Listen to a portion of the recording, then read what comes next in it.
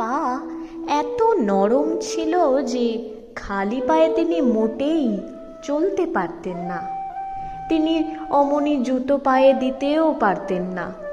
আমরা তুলোর প্যাড করে তার জুতোর মধ্যে দিয়ে দিতুম, তার উপর তিনি পা দিতেন।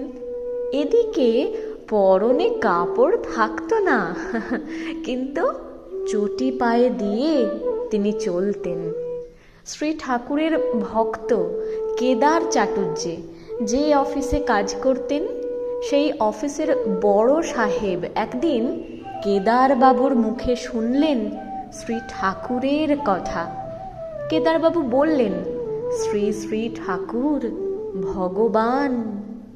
সাহেব মনে মনে ভাবলেন, ভগবান আর এর ওর কি হবেন? ভগবান হলে সকলেরই ভগবান। সাহেব দক্ষিণেশ্বরে শ্রী ঠাকুরকে দর্শন করতে চাইলেন। সাহেব দক্ষিণেশ্বর যাবেন স্থির হলে কেদারবাবু বললেন, ঘরে কিন্তু ঢুকতে পারবেন না, বাইরে থাকতে হবে। সাহেব দক্ষিণেশ্বর গিয়ে বকুলতলার দিকে অপেক্ষা করছিলেন।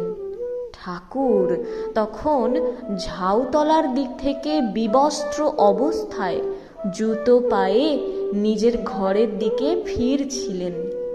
সাহেব ঠাকুরকে দেখেই দৌড়ে গিয়ে তার পায়ে ধরে বলতে লাগলেন, here is my Jesus, here is my Jesus, অর্থাৎ ইনিই আমার যিশু।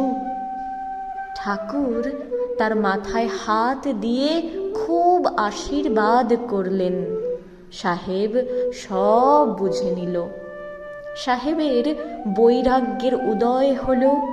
কাজ ছেড়ে দিয়ে মথুরার কাছে এক জায়গায় থেকে সাধুভাবে ভিক্ষান্নে দিনপাত করে তিনি দেহ রাখলেন।